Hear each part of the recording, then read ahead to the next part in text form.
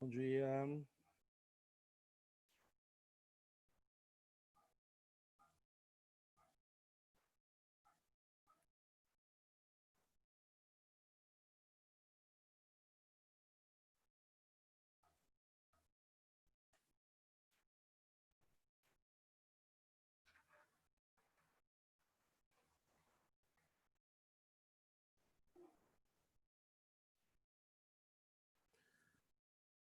Deixa eu liberar aqui o bate-papo.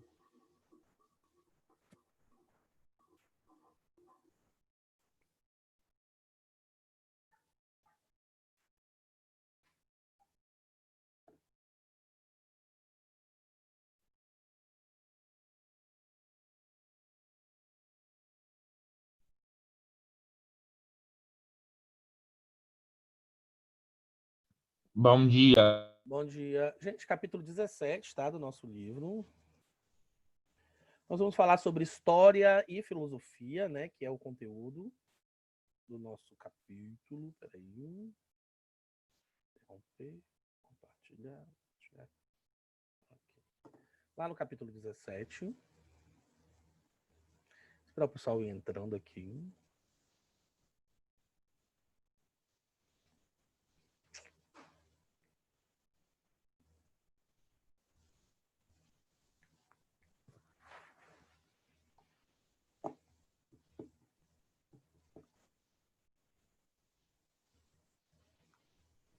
Acho que já estamos quantos aqui? Deixa eu ver. 16.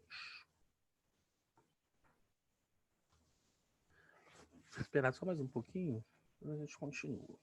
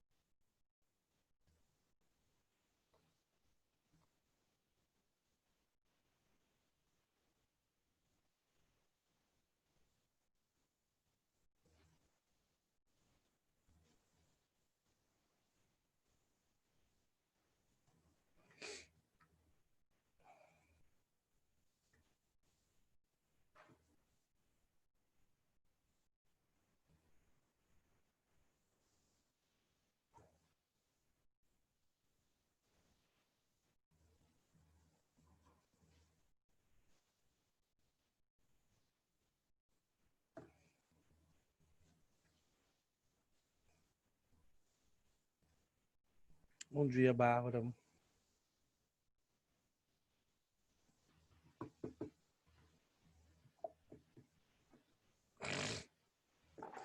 Gente, vamos lá. História e filosofia. Se ao iniciarmos a nossa aula, nós nos questionamos.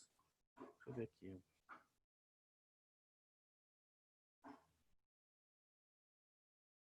Marcela tá me mandando uma mensagem aqui, espera só um pouquinho.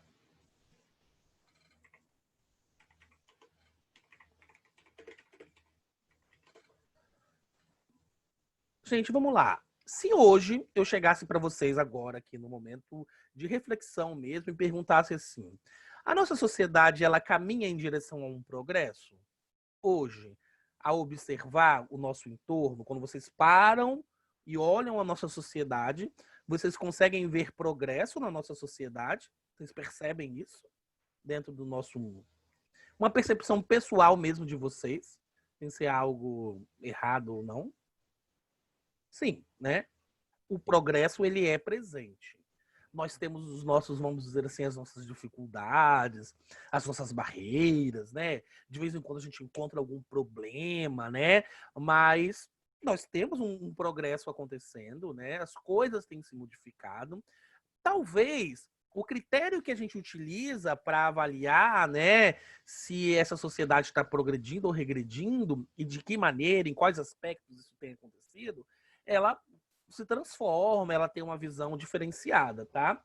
Tanto a filosofia como a história, elas têm esse papel de tentar discutir sobre o progresso da humanidade, ok? Elas, de certa forma, elas encontram essa humanidade e elas discutem sobre isso, elas debatem. E ao estudarmos essas matérias, esses conteúdos, quase que de maneira automática, não automática porque nós estamos estudando, né? Mas quase que de maneira implícita, nós vamos percebendo esse progresso, nós vamos compreendendo as coisas que estão no nosso entorno, nós vamos, de certa forma, nós vamos construindo uma visão crítica, né? Eu acredito que perceber ou não a compreensão do progresso de uma comunidade, de uma sociedade, se dá muito a partir do momento que a gente constrói uma visão crítica dentro da nossa sociedade. Dependendo do momento histórico, dependendo da corrente filosófica ou histórica que é utilizada para a percepção dessa sociedade, nós vamos perceber este movimento, esse progresso de maneiras diferenciadas, ok? E aí, nós vamos falar lá de um filósofo muito importante. O seu pensamento vai se estruturar principalmente a partir e durante o século XIX, tá? Ele é o fundador do movimento positivista e ele é o filósofo francês Auguste Comte.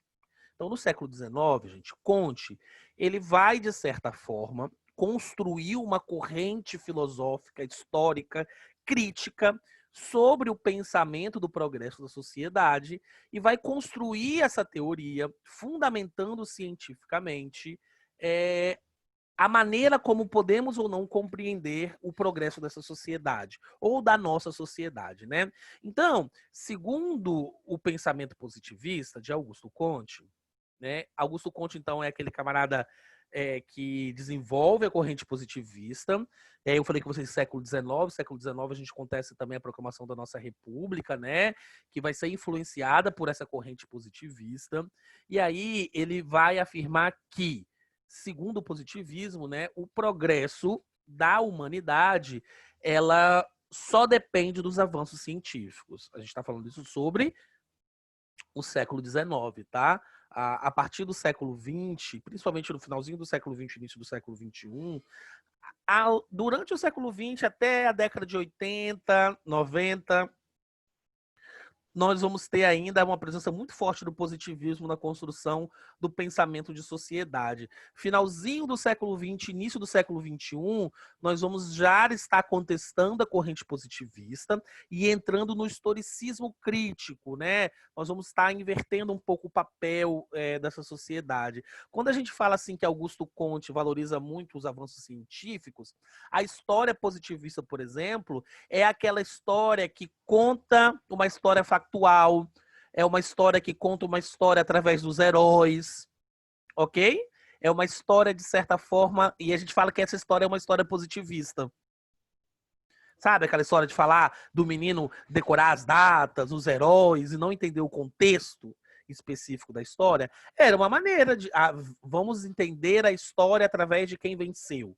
O positivismo tinha muito isso, e a partir do século XX, isso vai ser muito criticado pelas ciências humanas, inclusive, especialmente pela história, que vai compreender que a história não necessariamente se dá através de quem venceu, mas quem perdeu tem muito a falar também sobre o processo histórico, tá?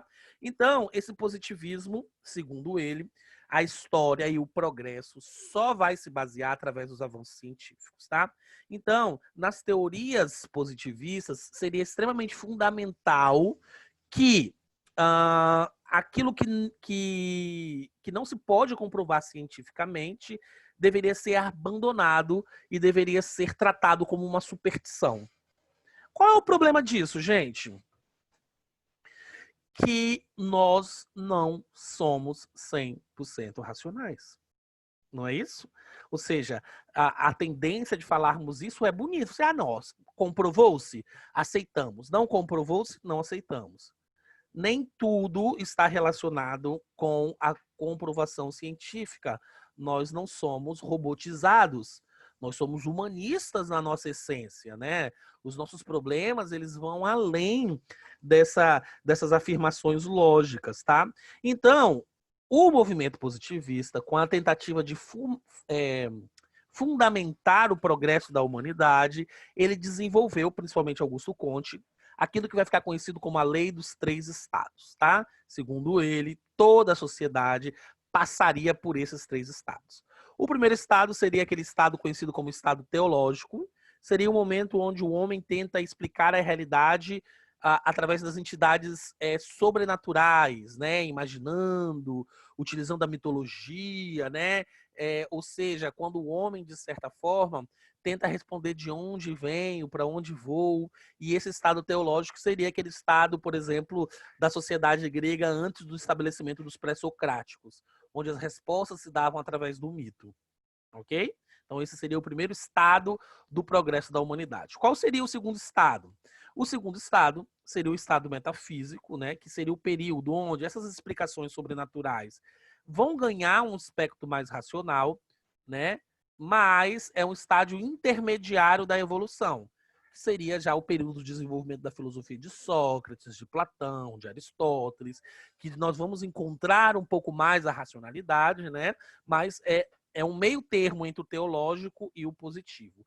E qual seria o estado positivo? O estado positivo, segundo o desenvolvimento do positivismo de Augusto Comte, é o momento onde o homem abandona todas as suas necessidades de explicar aquelas coisas que não estão relacionadas à racionalidade, né?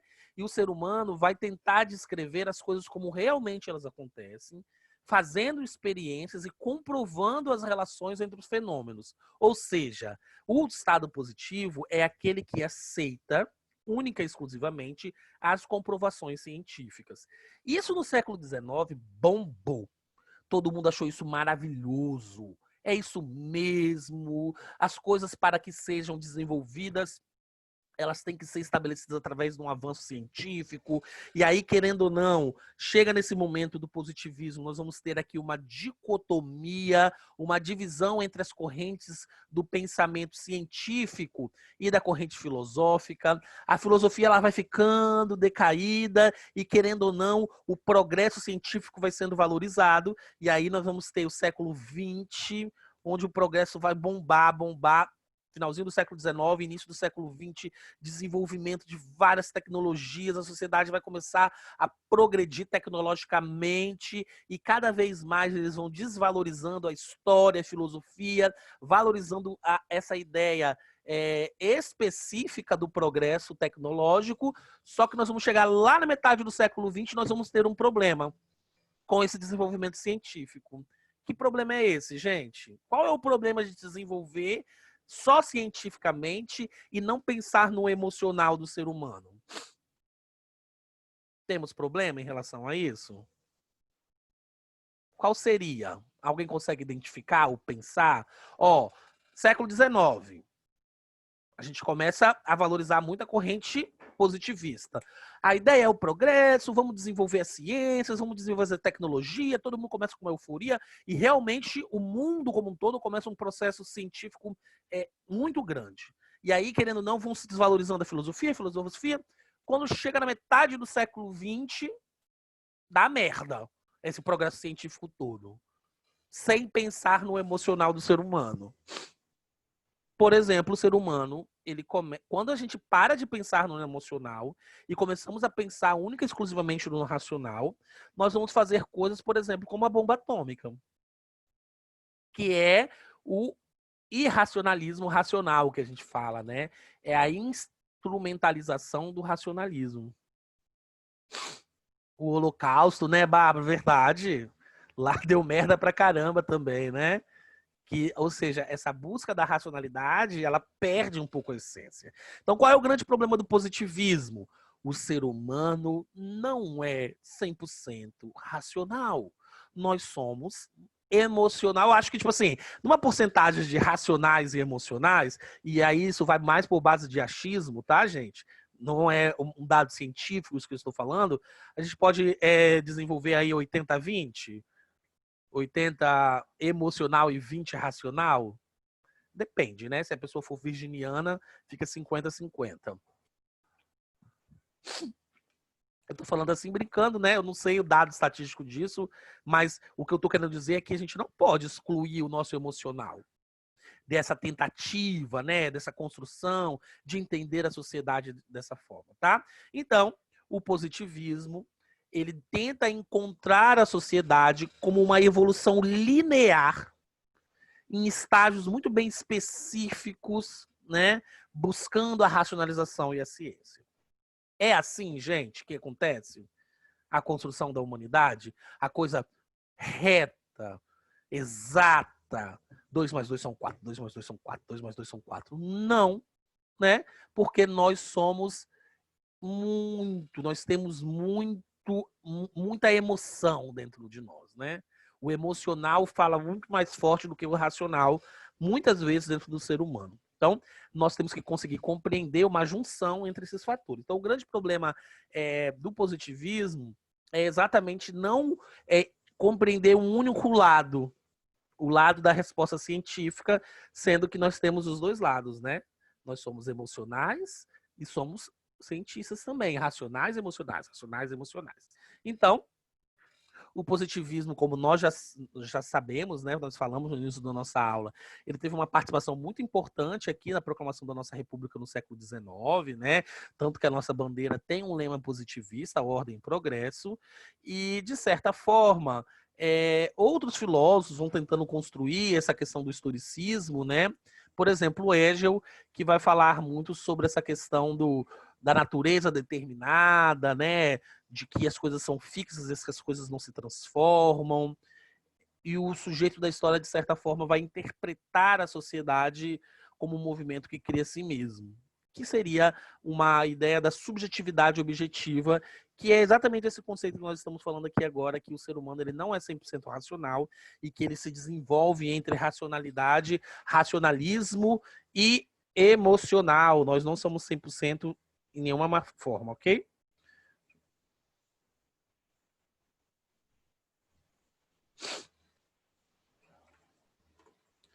Deixa eu continuar aqui. Vamos marcar para a gente continuar, tá bom? Tô achando pouca gente na aula hoje. Será que é o frio que espantou?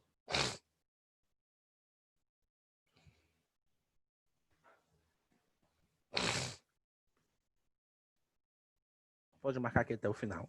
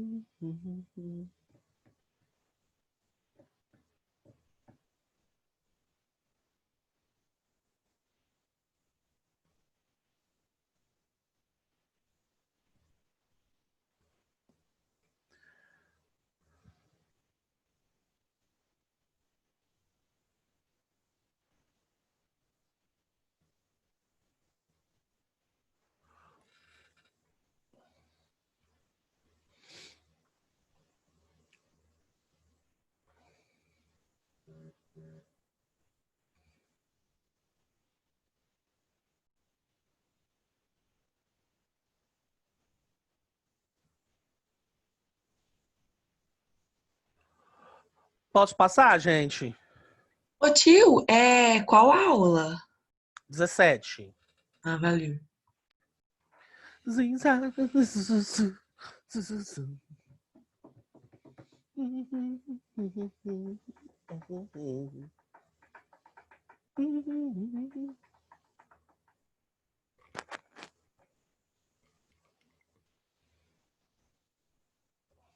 Gente, olha só. O TikTok na cabeça. Eu viciado no TikTok. Eu fico o tempo todo olhando coisas no TikTok. Os chineses estão me perseguindo. Olha só, gente. Nós vamos continuar o nosso próximo conteúdo da nossa aula agora, falarmos um pouco sobre o materialismo histórico de Marx. E aí eu encontrei um vídeo na internet, que é aquele vídeo de esquemas, né? Só que ele está em espanhol, então eu vou fazer o seguinte, a gente só vai observar os esquemas, eu vou utilizar o vídeo para explicar, então eu não vou compartilhar o áudio. O áudio serei eu, tá bom? Eu que vou fazer o áudio, que é interessante a gente compreender aquilo. Posso apagar? Ninguém está reclamando, acho que pode, né? Pagando, hein? Então, essa seria o positivismo, a corrente positivista.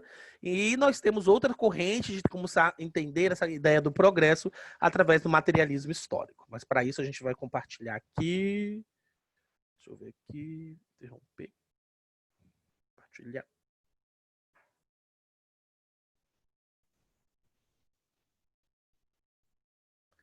Apareceu aí, gente, aqui?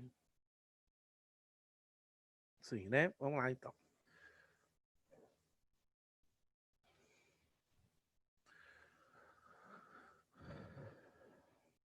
Então, nós vamos falar aqui um pouco de Marx, né?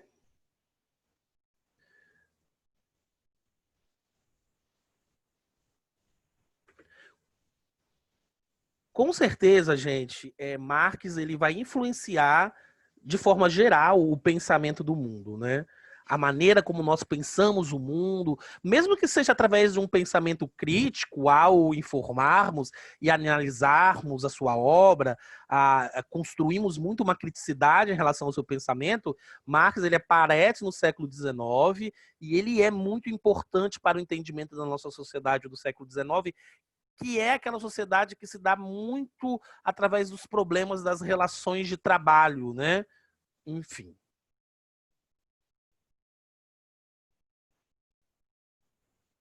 Quando a gente, de certa forma, vamos tentar pensar a construção do pensamento e da teoria marxista, né? Nós vamos ver que ele vai ser autor de obras interessantíssimas. A mais famosa, com certeza, é o Manifesto Comunista, mas nós temos o Capital também. Ele vai estudar Feuerbach e vai falar sobre a questão da mais-valia, né? Quem não sabe sobre essas ideias? São uma das principais obras de Marx e são aquelas que são muito discutidas, debatidas. E Marx ele é muito mais discutido e pouco estudado, vamos dizer assim. Só que existe um problema em relação à teoria marxista, né? Que parece que Engels ficou de lado, né? Parece que as pessoas excluíram Friedrich Engels como se Marx tivesse feito tudo sozinho. E a gente sabe que não foi assim, né?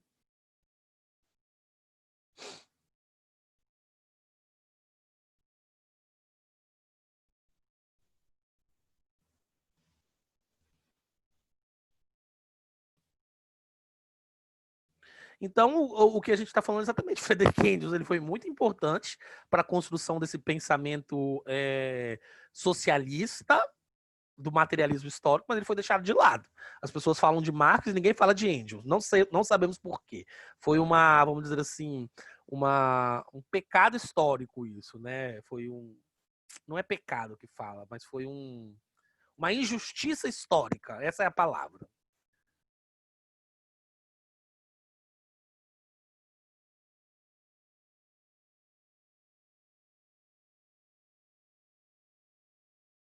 Qual é o grande problema que Marx encontra ao estudar a filosofia?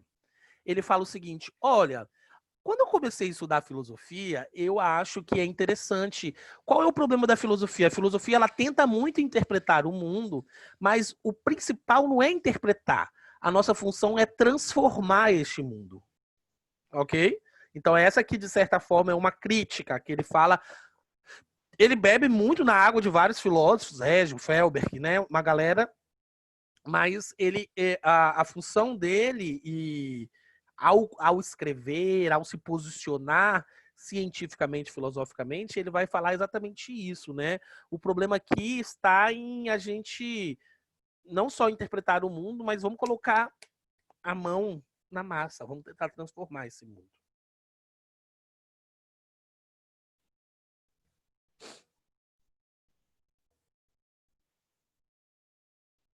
Então, para ele, a função da filosofia é exatamente o filósofo, né? Ele tem que ser aquele que transforma a sociedade e não aquele que só fica na teoria, tá?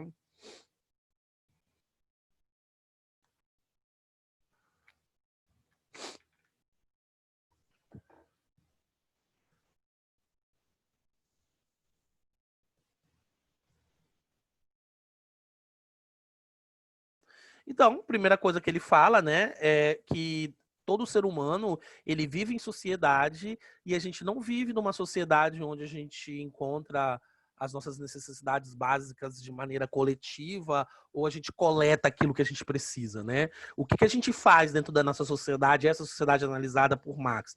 A gente precisa de vender a nossa força de mão de obra para que a gente possa ter acesso ao trabalho, para que a gente possa comprar as nossas necessidades.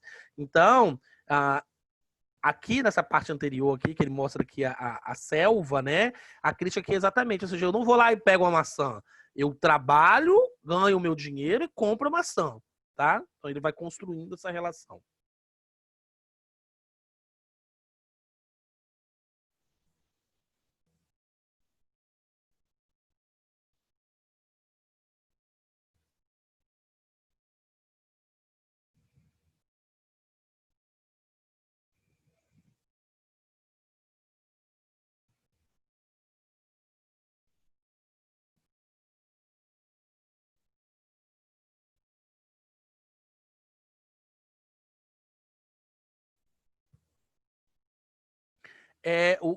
O grande, vamos dizer assim, a problemática, e aí é onde a gente consegue observar tão claro o quão importante é o trabalho na nossa vida, é que quando, por exemplo, a gente pergunta para uma criança o que ela quer ser quando ela for adulta, né? E aí ela não fala assim, eu quero ser feliz, né? Eu quero ser pleno, eu quero, sei lá, a gente já fala o que eu quero ser profissionalmente. Conseguem observar como o trabalho influencia diretamente na nossa vida? Nós nos identificamos não como o que pensamos. O nosso trabalho nos identifica como o que somos, né, dentro da nossa sociedade. Então, olha só como o trabalho é importante para compreendermos a complexidade da nossa sociedade. Ok? Ou seja, você quer ser o quê quando crescer, né? O que você quer ser? Ah, eu quero ser uma boa pessoa, eu quero ser um bom pai. Não, eu quero ser advogado. Eu quero. Hoje em dia a gente fala que é ser YouTube, né? É o novo futebol, é o novo jogador de futebol do século XX. No XXI, todo mundo quer ser YouTube, que está sendo melhor do que sendo. Mas são as profissões e é esse progresso mesmo que nós estamos discutindo aqui, ok?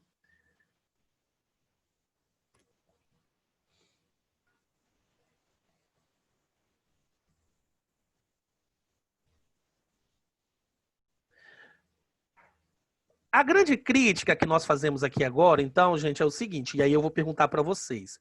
O trabalho realmente tem realizado as pessoas? Vamos tentar responder, fazer uma resposta pessoal nossa aqui. O trabalho te realiza como indivíduo, como ser? É isso que tem acontecido na nossa sociedade atual. O trabalho tem nos realizado, é lá que acontece. Hoje ele não faz isso. E hoje a gente tem uma compreensão de sociedade, de trabalho, de relações interpessoais e compreendemos que o ser humano já não é 100% racional, que o ser humano ele é emocional também. Nós compreendemos tudo isso, ok? E aí, qual é o grande problema que nós temos dentro da nossa sociedade hoje? É que tudo permeia-se e passa por esse trabalho. E hoje a gente entende que esse trabalho tem que ter limite. Hoje nós entendemos que. Já te aceitei, Ana. Hoje nós compreendemos que esse trabalho, ele de certa forma nos afeta muito, mas isso no século XIX, era trabalho, trabalho, trabalho, e de certa forma esquecíamos o que era esse emocional do ser humano e que o ser humano precisava de algo além do trabalho. Então, explorava-se a mão de obra de trabalho e esquecia-se muito o indivíduo, o ser humano. Então, a resposta é: o trabalho tem nos complementado como indivíduos e como ser humano? Esse que era o questionamento que Karl Marx fazia, ok?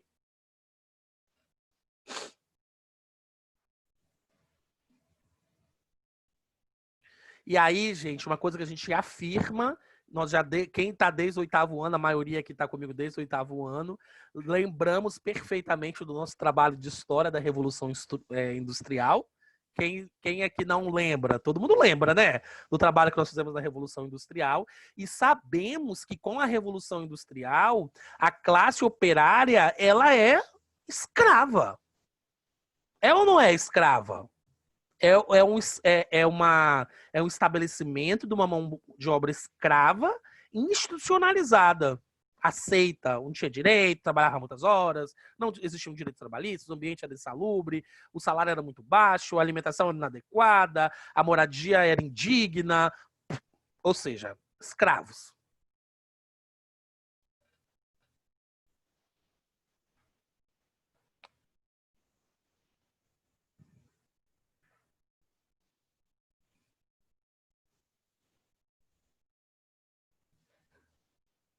Então, exatamente isso que nós falamos, ó, ambientes sujos, escuros, muito tempo trabalhando, salário muito baixo, né? As pessoas não podiam socializar, elas só tinham que produzir.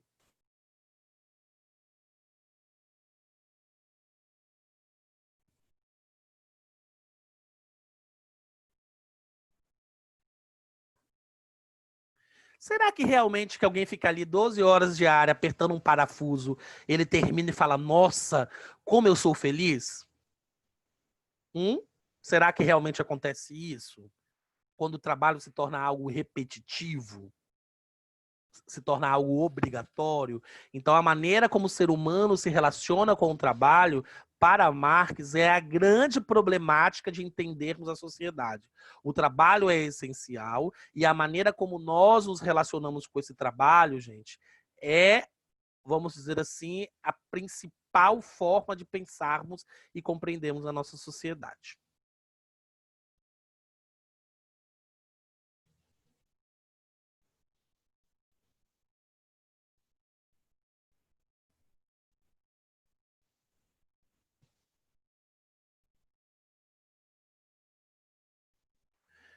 E aí o questionamento que Marx faz é o seguinte: como que chegamos onde estamos? Como construímos uma história onde as relações se dão através dessa maneira tão egoísta? É a partir desse momento que Marx vai criar o conceito do materialismo histórico, tá? Então ele vai falar que ao longo da história, independente da história, sempre vai ter alguém dominando e alguém sendo dominado, tá?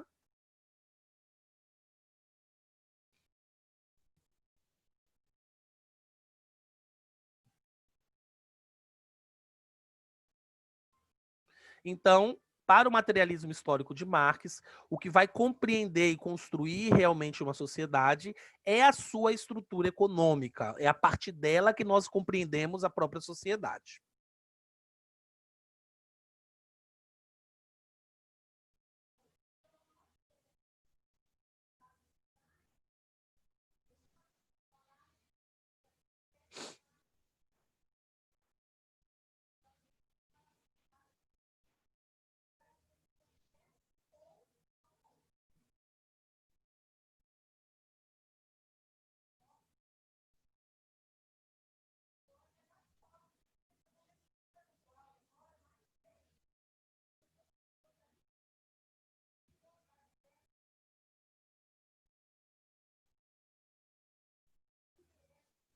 Então, gente, aqui o nosso vídeo traz aqui um exemplo de Maria, que é uma pessoa qualquer, e no primeiro momento ela está ali trabalhando, a estrutura econômica, ela é dona do seu trabalho, ela que faz a força do seu trabalho, ela que produz o seu trabalho. Quando ela termina, sei lá, de fazer qualquer peça de roupa, ela fala, opa, terminei, sou uma pessoa completa e agora eu não quero trabalhar mais. Ela é a dona da sua estrutura e ela pode fazer isso. Essa é uma maneira de se pensar a sociedade.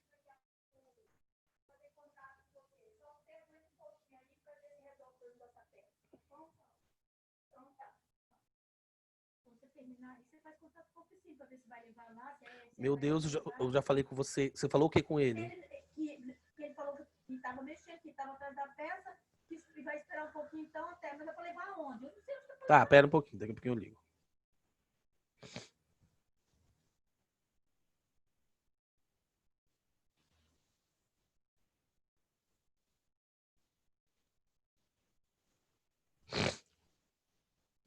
A grande diferença, então, no capitalismo é que as pessoas que estão ali trabalhando, elas não vão decidir, então, que horas que elas vão trabalhar, que horas que elas vão falar com o seu vizinho, se elas vão falar ou não, a maneira como elas vão se relacionar com essa estrutura, ok? Ou não. Então, quando a gente Deixa eu voltar aqui para o nosso livro. Karl Marx vai compreender, então, essa questão do materialismo histórico, e ele vai dizer que essas relações de produção se dão muito pela questão da estrutura e da superestrutura, né? Então, as estruturas seriam aquilo que a gente consegue tocar. A minha can travou aqui, tá, gente? Mas depois a gente não se preocupa não que vai dar tudo certo. E depois a maneira como a gente vai construindo com o nosso entorno como um todo, tá? Então, ele vai elaborar esse conceito do materialismo histórico, que vai se dar através disso mesmo, né? Que a estrutura ela é formada pelas relações de produção